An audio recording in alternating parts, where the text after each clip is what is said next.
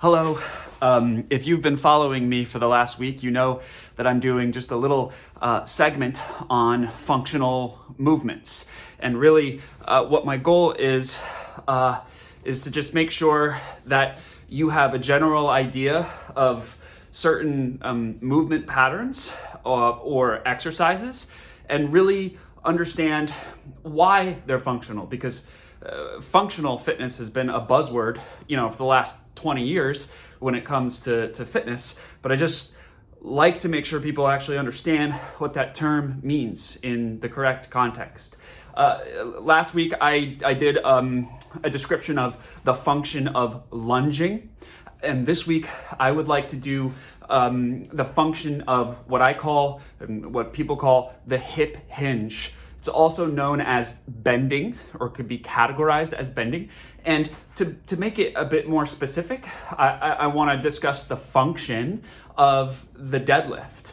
And what I think is sort of humorous is that the deadlift used to be called the health lift. And I am taking it upon myself to bring back the deadlift's former identity by referring to it from now on as the health lift. Because deadlift sounds scary, because maybe you'll die if you do it. No, it's called a deadlift because the weight is, dead off the floor and you're picking it up. You're lifting up the dead weight. So again, I just think it softens up the perception of this very important movement. Therefore, we'll call it the health lift. I'm sure I will now proceed to call it deadlift. Anyway, the health lift. Just a quick demonstration of that. It's what I call a bending movement, or a hip hinge movement. And essentially, all I'm doing is loading my butt and hamstrings, and I'm picking up the weight off the floor. I am lifting this weight in a healthy way, and that's why it's called the health lift. Not only that, but it's going to improve my overall health. Now, when it comes to the health lift, commonly known as the deadlift, I think that there's several benchmarks that people can work towards. The very first one, depending on your training age, your goal, limitations, I think the first benchmark is to work towards, 100% body weight. What I mean by that is, if I'm 150 pounds, I want to be able to do a health lift with 150 total pounds. So that barbell plus weights, whatever the total amount of that is, 150 pounds, that's what I want to lift, right? So if you're relatively new to weightlifting or resistance training, even if you are somebody who does a lot of exercise, but maybe you just haven't done deadlifts, I think that this is really a great thing to work up to, which again is what makes resistance training so much fun, is because you can figure out benchmarks to see where you stand. That's really enjoyable. Once you work up towards being able to lift your body weight, which just I think is a great indicator for your overall health, you can bump this up a little bit, and now your standard as far as a goal will be to lift 150% of your body weight. So what I say, if I'm 150, my next goal is, instead of lifting 150 pounds, let's say I completed that, my goal will then be to build up to see if I can lift 225 pounds. Again, that's all included, the barbell and the plates and everything else. And then, beyond that, you're looking at sort of performance, right? And getting stronger and stronger. So this really, in terms of overall function, I think this is a great place for people to start, or at least to start looking to build towards your body weight from the floor, and then your body weight and a half on the floor. I think that's really where the benefit of the deadlift, the health lift, can really, really help support a person's overall function. And by function, I just mean what they do in life. So let's just take a very easy example of what that function is. What I notice, and because I'm in the fitness industry, I notice how people move.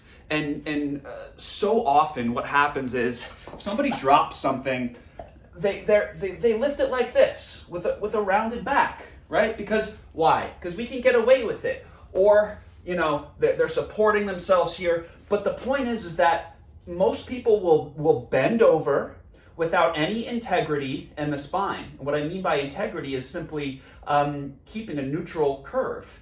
The issue is, like, I can get away with doing this a ton, but it's the accumulation of bending over to pick stuff up over time that causes pain, particularly low back pain. And the reason the health lift gets a bad rap is because people do so much, crappy movement patterns in everyday life, and then they go to the gym and try to do a health lift, deadlift, and then they get injured, and then they blame the health lift, which is just not the case in terms of the reason why that happens. So anyway, the purpose, if you're going to get into deadlifting and health lifting, the first thing you want to do is kind of take inventory of what your hinging ability is. So you want to use the function of the deadlift in everyday life before you try to start working up towards these things. And what I mean by that is, let's say if you got to drop something, or you drop something, you need to pick it up, you're better off doing your hip hinge, load these guys, the muscles you can't see, with a flat back, and stand up like that. You can also do it in a squat. You'll probably look a little silly, but I love picking things up in a squat pattern. But hip hinge, I've got a flat back and I'm picking something up. Another idea in terms of what I call spine hygiene is, anytime you're having to bend over, when you brush your teeth at the sink, instead of bending over the sink like this, hip hinge yourself. You could support with your forearm, but keep a flat back. Another idea is, what was my other idea? If you're taking something out of the oven, how often are you just kind of relaxed here and you do take that rounded back, take out stuff from the oven? Hinge yourself back, make the workhorse of your body, these legs, make them do the work. So those are just a couple of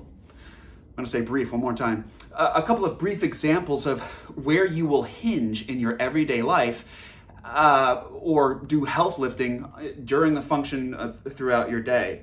So you have to be able to pattern that before you can really safely say, look, I'm going to work towards deadlifting or health lifting beyond just a function, and I'm going to go towards more of a performance idea.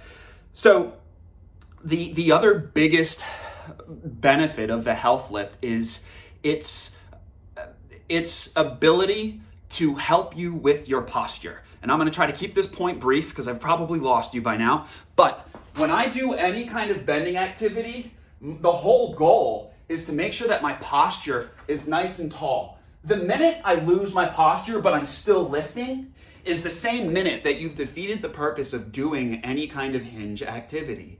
So we, of course, right, we all know, this is cliche by now, we all work at our computers with a rounded back, we text with a rounded back, we drive with a rounded back, we chill with a rounded back.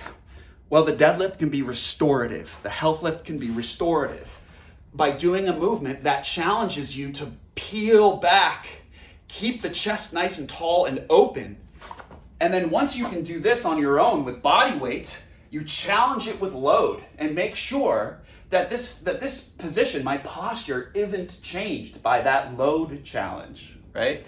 So basically, as I said, health lifting helps with essentially everyday movement patterns, particularly having to bend over. And then secondly, it really just helps restore posture.